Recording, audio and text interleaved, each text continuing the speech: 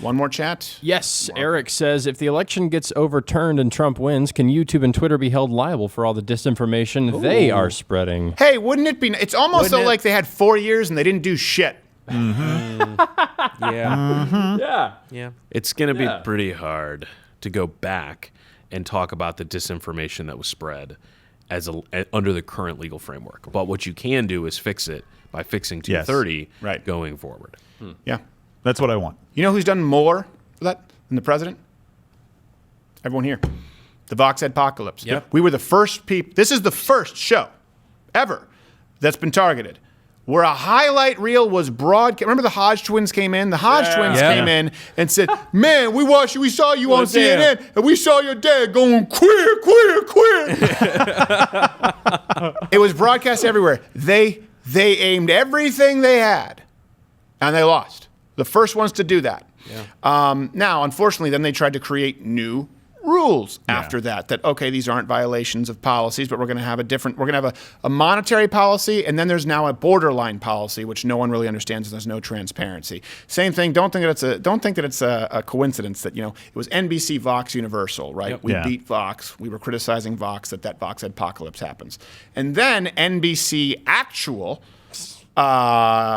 loses to us in their primetime election ratings while we were covering voter fraud as it was happening. And now they change, well, by the way, we're going to remove any content that covers that. It's a way for them to guarantee a market share. Just like the Seth Meyers autoplay. I don't know anyone.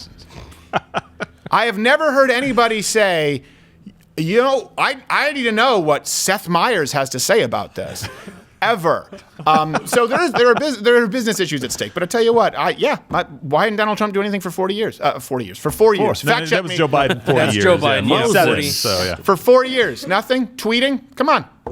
Yeah. I've made some calls. Yeah, you got to have the balls to do it. The most important thing is not holding on to your seat, especially if you have no spine. I don't want a majority of spineless wimps. It doesn't do us any good. The best thing that you can do is go out and fight the good fight. If you win, fantastic. If you lose, we'll put the next guy in and see if they can fight the good fight. Have the balls to lose on principle. I think that is a good point to leave you with. Don't hold on to your seat. And if you represent the American public as an elected official, don't hold on to Chinese seats. Let's just keep your hands to yourself. Get a little less grabby. I know sometimes a handful is nice. It makes you feel like the Jolly Green Giant. You feel humongous because they're small and dainty and very pretty, but still, it's racist and it's compromising, and we expect better. Watch Good Morning Mug Club live every Monday through Thursday at 10:15 Eastern.